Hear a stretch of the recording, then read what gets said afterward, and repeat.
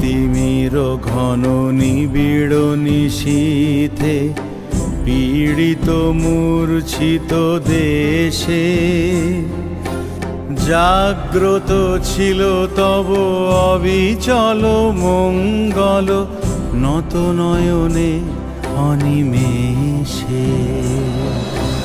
দুঃস্বপ্নে আতঙ্কে